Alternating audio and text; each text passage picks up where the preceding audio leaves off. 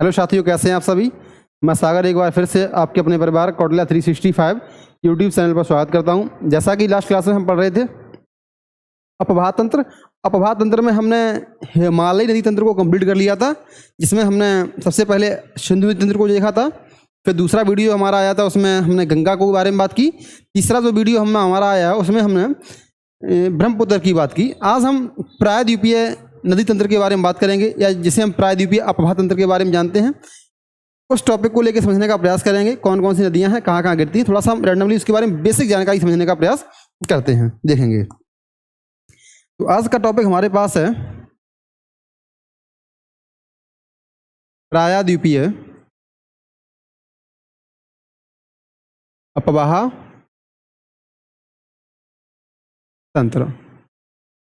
प्रायद्वीप से समझने में क्या आना चाहिए कि प्रायद्वीप यहाँ से ऐसे समझ गए होंगे आप। ये वाला जो एरिया है वो क्या है, प्रायद्वीप है। जिसमें प्रायद्वीप का मतलब ही ये होता है कि ऐसा कोई भूभाग जो तीन ओर जलीय सीमा से स्पर्श हो, या तीन ओर जलीय सीमा से घिरा हुआ हो, उसे हम प्रायद्वीपीय भारत के नाम से जानते हैं। जैसे कि इसमें हम बात करेंगे, इधर हमारे पास अरब सागर है, इधर हमारे पास बंगाल की खाड़ी,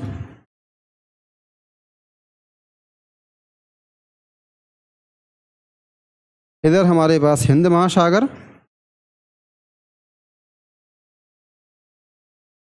क्लियर। और ये प्रायद्वीपीय पहाड़ियाँ हैं। इन नदियों की अगर हम बात करें तो कुछ नदियाँ ऐसी होती हैं जो यहाँ से बहते हुए, इस टाइप से बहते हुए इस वाले एरिया में इस टाइप से गिरती आके हैं, इस टाइप से। तो जो नदियाँ अरब सागर की ओर गिर रही हैं, इन्हें हम कहते हैं अरब सागरीय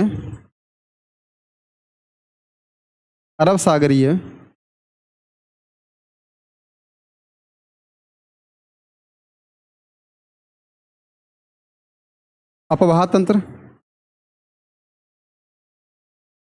अपवाह तंत्र जो नदियां यहाँ से निकलकर इस वाले एरिया में गिर रही हैं, इस टाइप से, इधर इधर इस टाइप से, इसे कहते हैं बंगाल की खाड़ी का अपवाह तंत्र, या बंगाल की खाड़ी में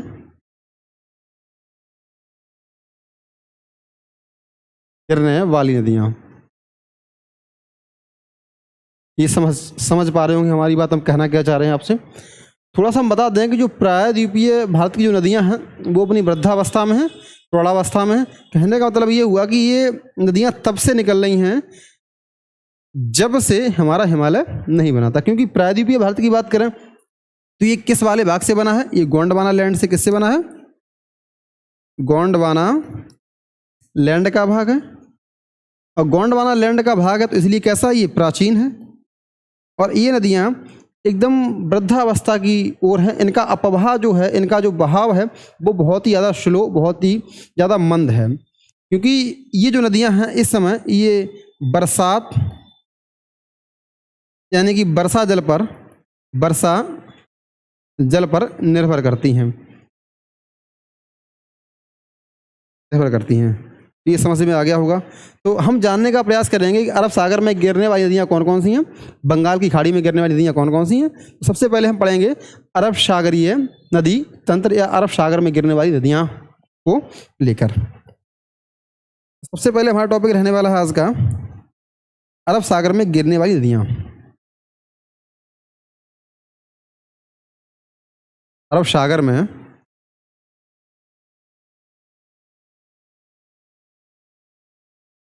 गिरने वाली नदियाँ कौन कौन सी नदियाँ हैं वो भी समझेंगे इसमें। तो सबसे पहले नर्मदा, ताप्ती, साबरमती,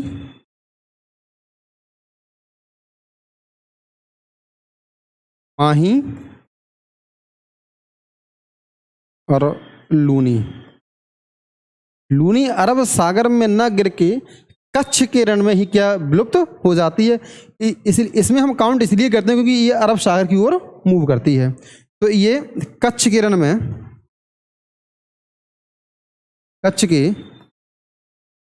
में विलुप्त हो जाती है। और यह है अंतः स्थलीय नदी है। कैसी है ये? अंतः स्थलीय नदी है, अंतः स्थलीय नदी है। तो सबसे पहले हमारा टॉपिक रहेगा नर्मदा नदी तंत्र को लेकर। हम जानेंगे कि नर्मदा नदी पे कौन कौन सी परियोजनाएं हैं, या इसकी कौन कौन सी सहायक नदियां हैं, ये बाईं ओर से कौन सी मिलती हैं, दाईं ओर से कौन कौन सी मिलती हैं, इसका जो कुल अपवाह क्षेत्र है वो कितना है, किन किन राज्यों में बहती है, इन सब चीज़ों को लेकर बात करेंगे। चलिए देखते हैं, आज का टॉपिक हमारा है इसमें नर्मदा नदी तंत्र।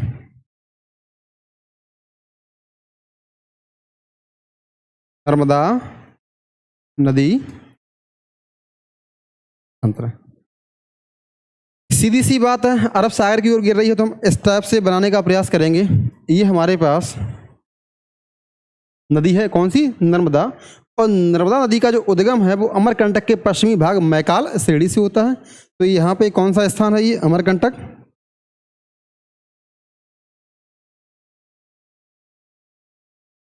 अमरकंटक है का पश्चिमी भाग, का पश्चिमी भाग कौन सा है इसका? मैकाल पर्वत श्रेणी। अमरकंटक के पश्चिमी भाग मैकाल पर्वत श्रेणी से होता है। और ये सबको पता है कि अमरकंटक है कहाँ पे? छत्तीसगढ़ में है। तो ये किन किन राज्यों में बहती, सबसे पहले वही देखने का प्रयास करेंगे। ये सबसे पहले कहाँ बही होगी? यहीं पे क्या मिल गया हमें? छत्तीसगढ़। तो ये वाला स्थान कौन सा है? ये पूरा छत्तीसगढ़। छत्तीसगढ़ के बाद ये नदी जो आती है एमपी में, कहाँ आएगी? मध्य प्रदेश में, मध्य प्रदेश में। और मध्य प्रदेश के बाद ये नदी आती है महाराष्ट्र में,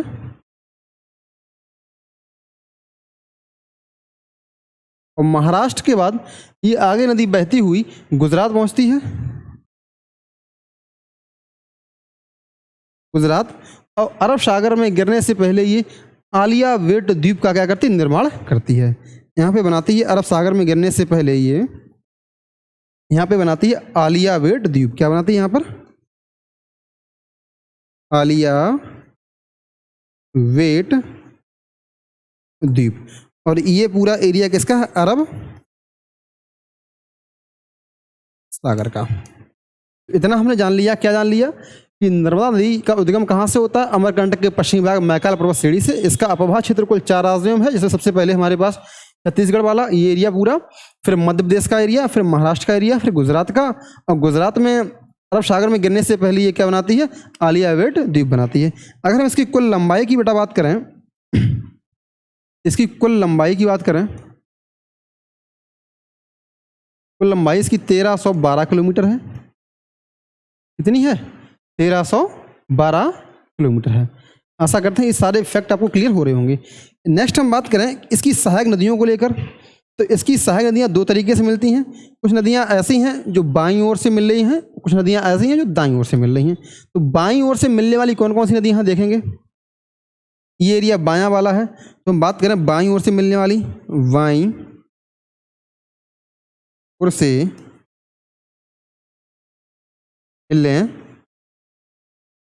वाली सहायक नदियाँ कौन कौन सी हैं? उसमें सबसे पहले मेरे पास हिरांग, ओरांग, बरना, कोलार। कौन कौन सी इसमें? हिरांग है, ओरांग है, वरना है और कोलार। तो ये भी ध्यान रखना है हमें कि बाईं ओर से, यानी बाईं ओर का मतलब क्या है कि इस साइड से मिल रही होंगी, क्योंकि ये सॉरी इस साइड से मिल रही होंगी बाईं ओर से। अब नीचे देखने का प्रयास करेंगे दाईं ओर से कौन कौन सी मिलने वाली नदियां हैं। दाईं ओर से मिलने वाली, दाईं ओर से मिलने का प्रयास करेंगे। सॉरी मिस्टेक हो गया, ये नदियाँ, रुक जाइए अभी, ये नदियाँ कैसी हैं? ऊपर से जो मिलेंगी ये कैसी हो जाएंगी?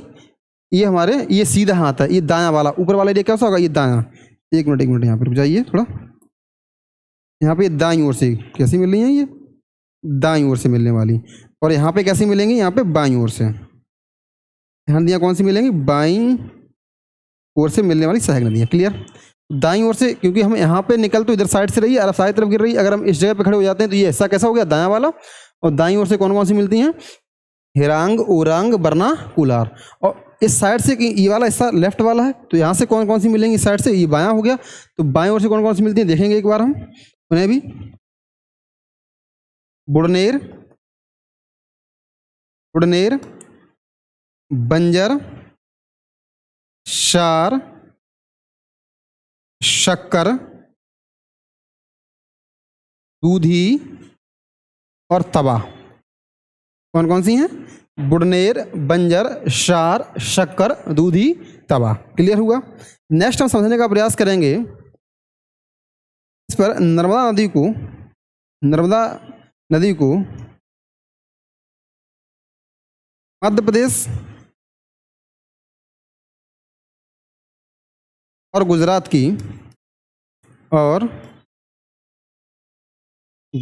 की जीवन रेखा कहा जाता है, यानी कि life line of MP and Gujarat. Life line of MP and Gujarat नदी कौन सी है, नर्मदा नदी। और यह एक जलप्रपात है, बहुत ही फेमस है, एक जलप्रपात है, उसका नाम है धुआंधार। धार वाटरफॉल है कि ये, और धुआंधार वाटरफॉल जब नर्मदा नदी मध्य प्रदेश के जबलपुर में पहुंचती है, कहाँ पे, जबलपुर में। कहाँ पहुंची है, मध्य प्रदेश के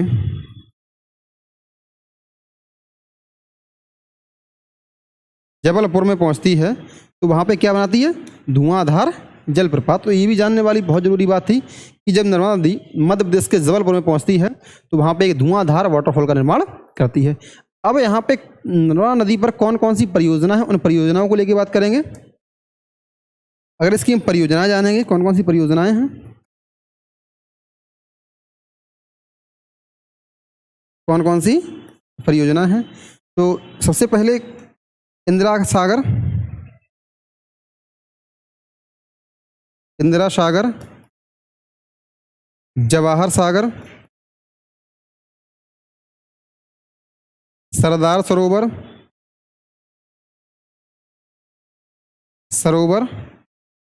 नेक्स्ट ओंकारेश्वर, नेक्स्ट है ओंकारेश्वर, नेक्स्ट है बरगई, नेक्स्ट महेश्वर। ये क्या है, परियोजना है। ये क्या है, परियोजना है। कौन कौन सी हमारे पास, सबसे पहले हमारे पास इंदिरा सागर है, सरदार सरोवर है, सॉरी जवाहर सरोवर है, सरदार सरोवर है, ओंकारेश्वर है, बरगई है, और कौन सी है, महेश्वर। ये परियोजना हमारे पास है। साथ ही समझने का प्रयास करेंगे, यहाँ पे एक परियोजना दिख रही होगी आपको, जवाहर सागर, सरदार सरोवर। सरदार सरोवर जो परियोजना है, यह विश्व बैंक के द्वारा कैसी है, वित्त पोषित है, वित्त पोषित है। ये बहुत इंपॉर्टेंट फैक्ट था कि निम्नलिखित में से कौन सी ऐसी परियोजना है जो नर्मदा नदी पर बनी है, लेकिन वित्त पोषित किससे है, वो किससे है, तो हमारे विश्व बैंक से है। और विश्व बैंक के बारे में पता ही होगा, ये 1945 में बनी हुई थी। उसके बारे में बात करेंगे, ब्रिटेन वुड्स सम्मेलन हुआ था, क्या हुआ था, जब कभी बात करेंगे इस टॉपिक को लेके तो बताएंगे आपको हम इसमें। क्लियर हुआ। तो हमने इसमें क्या क्या सीखा, सबसे पहले हमने इसमें ये देखा कि नर्मदा नदी का उद्गम कहाँ से होता है, तो अमरकंटक के पश्चिमी भाग मैकाल पर्वत श्रेणी से होता है। इसका अपवाह क्षेत्र कुल 4 राज्यों में, सबसे पहले छत्तीसगढ़ में, इसके बाद हमारे पास मध्य प्रदेश में, फिर महाराष्ट्र में, फिर कहाँ पे, गुजरात में। और गुजरात में अरब सागर में गिरने से पहले ये क्या बनाती है, आलिया बेट द्वीप बनाती है। आशा करते हैं ये भी क्लियर हो गया होगा। इसके बाद हमने इसकी सहायक नदियों की बात की, तो सहायक नदियाँ 2 प्रकार की हैं, इसकी बाईं ओर से मिलने वाली, दाईं ओर से मिलने वाली। बाईं ओर से मिलने वाली में कौन कौन सी हैं, बाईं ओर से लेफ्ट साइड से कौन कौन सी मिल रही थी, उसमें बुड़नेर, बंजर, शार, शक्कर, दूधी, तवा। दाईं ओर से कौन कौन सी मिलने वाली थी, इसमें हिरांग, यानी कि दाईं का मतलब क्या, राइट साइड से हिरांग, ओरांग, बरना, कुलार। नर्मदा नदी को ही मध्य प्रदेश और गुजरात की जीवन रेखा कहा जाता है। जीवन रेखा क्यों, क्योंकि सबसे ज़्यादा ये पानी का प्रवाह है इन राज्यों में है, और यहाँ पे बहुत ज़्यादा भूमि क्या होती है, सिंचित होती है। इसके बाद जब नर्मदा नदी मध्य प्रदेश के जबलपुर में पहुंचती है तो यहाँ पे एक धुआंधार क्या बनाती है, वाटर फॉल बनाती है। ये भी समझ में आ गया होगा।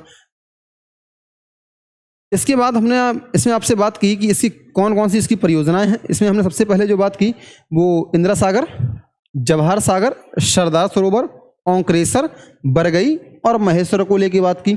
इसमें एक परियोजना है कौन सी हमारे पास, सरदार सरोवर परियोजना है। यह विश्व बैंक के द्वारा कैसी है, वित्त पोषित है। तो आशा करते हैं ये वही बात पूरी आपको नर्मदा नदी तंत्र को लेकर एक एक फैक्ट क्लियर हो गया होगा। यहाँ से इससे ज़्यादा क्वेश्चन बनने की संभावना ही नहीं होगी। जो भी सारे फैक्ट थे हमने आपके एग्जाम के दृष्टिकोण से सारी बातें यहाँ पे कर ली हैं। तो आशा करते हैं ये वाला पूरा तंत्र सिस्टम नर्मदा नदी का समझ में आया होगा। नेक्स्ट हम बात करेंगे ताप्ती नदी तंत्र को लेकर।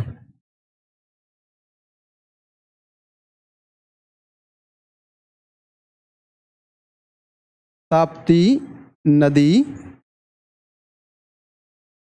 तंत्र, सबसे पहले हम ताप्ती नदी के बारे में बात करेंगे। ताप्ती नदी की लंबाई कितनी है, निकलती कहाँ से। ताप्ती नदी की बात करें तो ये देखना इसका उद्गम कहाँ से होता है। ताप्ती नदी है ऐसे बहती हुई आ रही है इस टाइप से, और ये पता ही आपको अरब सागर में गिरी है। कि इसके उद्गम की बात करें तो बैतूल जनपद में क्या है, मुल्ताई की पहाड़ियाँ, और मुल्ताई की पहाड़ियों के पास में क्या है, गढ़वाली की पहाड़ियाँ। बैतूल जिला,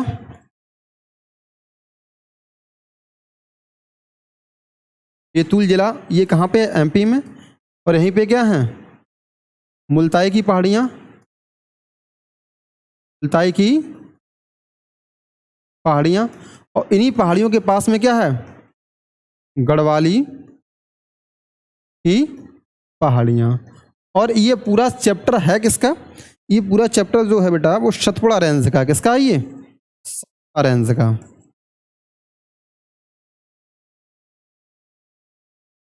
क्लियर। यहां से नदी कौन सी निकलती है, ताप्ती नदी। कौन सी निकलती है, ताप्ती नदी। तो यहाँ ताप्ती नदी का उद्गम कहाँ से होता है, बैतूल जिला, ये एमपी में है आपके, बैतूल जनपद में मुल्ताई की पहाड़ियों के पास गढ़वाली की पहाड़ियों से। कहाँ से निकलती है, गढ़वाली की पहाड़ियों से निकलती है कौन सी नदी, ताप्ती नदी। और ये किन किन राज्यों में बहती है, सबसे पहले इसकी बात करेंगे तो ये बहती कहाँ पे, समझ में आ गया होगा, मध्य प्रदेश में। कहाँ बह रही होगी ये, सबसे पहले मध्य प्रदेश में, क्योंकि वहां से निकल रही है। इसके बाद ये महाराष्ट्र में बह रही होगी, कहाँ पे बह रही होगी, महाराष्ट्र में। और सीधा सा कॉन्सेप्ट है, महाराष्ट्र का कहाँ बहेगी, ये गुजरात में। अब गुजरात के पास ये आके अरब सागर में इस टाइप से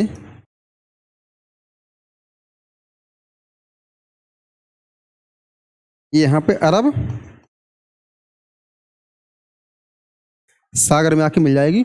और अरब सागर में मिलने से पहले एक द्वीप बनाती है, इसका नाम है खादियावेट द्वीप। कौन सा द्वीप, खादियावेट द्वीप। ये ऐसे खड़ियावेट द्वीप के नाम से भी जानते हैं। ये द्वीप बनाया इसने, कौन सा, खादियावेट द्वीप। तो आशा करते हैं ये सारी बात आपको समझ में आ गई होगी। नेक्स्ट हम बात करते हैं इसकी कुल लंबाई की बात करें बेटा, हम कुल लंबाई की बात करें हम, इसकी लंबाई है 724 किलोमीटर। कितनी है, 724 किलोमीटर। अब इसकी नदियां कौन कौन सी हैं, दाईं ओर से मिलने वाली कौन कौन सी हैं, बाईं ओर से मिलने वाली कौन कौन सी हैं। देखो हम सहायक नदियों की बात करें इसकी, अगर इसके सहायक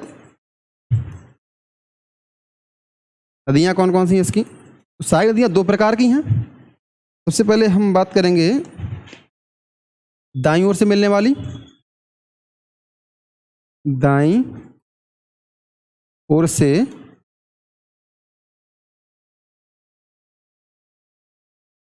मिलने वाली, फिर हम डिस्कस करेंगे इसमें बाईं ओर से मिलने वाली।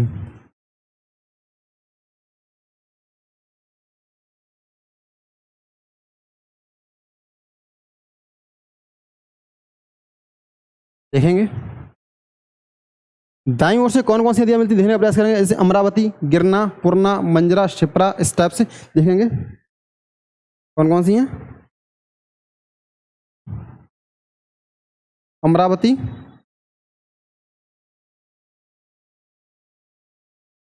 गिरना, पूर्णा, सिपना, मंझरा, कौन कौन सी है, गिरना है, पूर्णा है, अमरावती, गिरना, पूर्णा, मोना,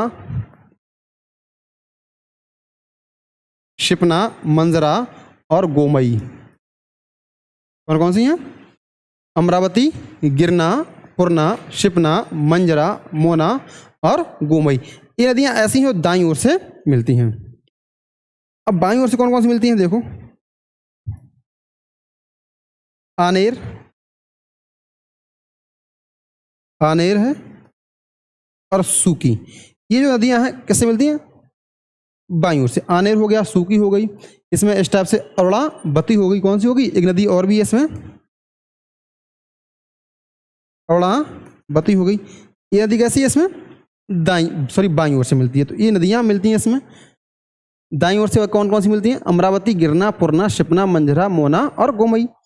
बाईं ओर से कौन कौन सी मिलती है, आनेर, शुकी और अरड़ावती। कौन कौन सी, आनेर, शुकी और अरड़ावती। अब क्वेश्चन बनता है इस पे कौन कौन सी परियोजनाएं हैं, उन परियोजनाओं की बात करते हैं। ऐसे परियोजनाएं जानेंगे कौन कौन सी हैं।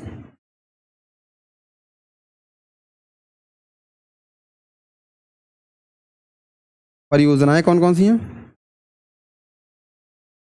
सबसे पहले काकरा पार, काकरा पार, उकाई, हथनूर और धाई गाम बेयर। कौन कौन सी हैं, काकरा पार है, उकाई है, हथनूर है और धाई गाम बेयर है। तो ये परियोजना भी क्लियर हुई। तो हमने क्या क्या सीखा इसमें, सबसे पहले हमने इसमें ताप्ती नदी में देखा, तो ताप्ती नदी सबसे पहले हमने क्या देखा, इसके उद्गम को लेकर बात की। इसमें उद्गम किन किन राज्यों में है, सॉरी उद्गम कहाँ से होता है, अपभा किन किन राज्यों में है। तो ताप्ती नदी का जो उद्गम है वो बैतूल जनपद में मुल्ताई की पहाड़ियों के पास गढ़वाली पहाड़ियों में। ये पूरा सिस्टम कहाँ का है, ये सतपुड़ा रेंज का है। इसके बाद इसका अपभा किन किन राज्यों में है, सबसे पहले मध्य प्रदेश में, इसके बाद आप बढ़ेंगे महाराष्ट्र में, इससे गुजरात में। गुजरात में अरब सागर में गिरने से पहले ये क्या बनाती है, खादिया बेट द्वीप बनाती है। इसके बाद हमने बात की इसकी कौन कौन सी सहायक नदियां हैं, इसकी कुल लंबाई कितनी है, इसकी कुल लंबाई कितनी, 724 किलोमीटर। सहायक नदियों की बात की हमने, दाईं ओर से बात की हमने और बाईं ओर से मिलने वाली बात की। परियोजनाओं की अगर हम बात करें इसमें, तो काकरा पार है, उकाई है, हथनूर है और धाई गाम बेयर है। अब सबसे अच्छी जो बात है, कई बार एग्जाम में क्वेश्चन यहाँ से बनता है बेटा, एग्जाम में क्वेश्चन यहाँ से बनता है कि पश्चिमी घाट की तरफ गिरने वाली ऐसी कौन कौन सी नदियां हैं जो भ्रंश घाटी से होकर बहती हैं। तो भ्रंश घाटी से कौन कौन सी नदियां बहती हैं, तो यही दो नदियां जो मैंने आपको पढ़ाई हैं अभी, नर्मदा और ताप्ती। भ्रंश घाटी से होकर बहने वाली नदियां कौन कौन सी हैं, सबसे पहले इसमें नर्मदा है और दूसरी कौन सी है, ताप्ती है। देखें कैसे कैसे है वो भी देखो इसमें। सबसे पहले मेरे पास एक पर्वत श्रेणी है, उसका नाम है इस टाइप से, इसका नाम है विंध्याचल पर्वत श्रेणी, विंध्याचल पर्वत श्रेणी। फिर एक पर्वत श्रेणी और भी हमारे पास,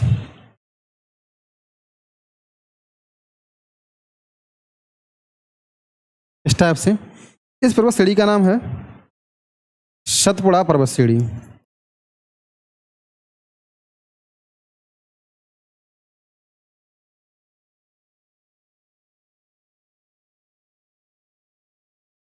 एक और भी पर्वत श्रेणी है हमारे पास,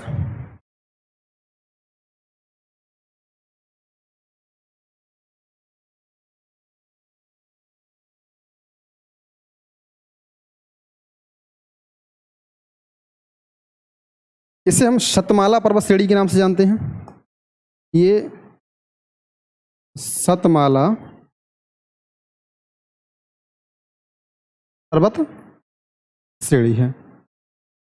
ये भ्रंश घाटियां हैं, ठीक है, इन्हीं से होकर नर्मदा और ताप्ती बहती हैं। तो हम बात करेंगे सबसे पहले इस वाले एरिया में, ये जो नदी बह रही है यहाँ पे, ये नदी कौन सी बह रही है, ये नदी है नर्मदा नदी। तो सबसे पहला ही क्वेश्चन बनता है कि नर्मदा नदी किन किन पर्वत श्रेणियों के मध्य होकर बहती है। तो ये विंध्याचल और सतपुड़ा के मध्य में। यहाँ पे एक नदी ऐसे ऐसे ये बह रही होती है, कौन सी है ये? ताप्ती नदी है। तो आशा करते हैं ये बात समझ में आ गई होगी। क्वेश्चन अगर आपसे पूछा जाए कि विंध्याचल पर्वत श्रेणी और सतपुड़ा के मध्य में कौन सी नदी बहती है, तो नर्मदा। और सतपुड़ा और सतमाला के मध्य में कौन सी बहती है? ताप्ती। इन दोनों नदियों को लेकर जितने भी फैक्ट बनने थे, सहायक नदियाँ, सहायक परियोजना, मैंने आपको बता दी हैं। तो आशा करते हैं ये सारी बात आपको समझ में आई होंगी। इसके आगे हम माही, साबरमती, लूनी को लेके नेक्स्ट क्लास में बात करेंगे। तब तक आप लोग पढ़ते रहिए, मुस्कुराते रहिए। जय हिंद, जय भारत। चैनल को लाइक करेंगे, सभी लोग सब्सक्राइब करेंगे। जय हिंद।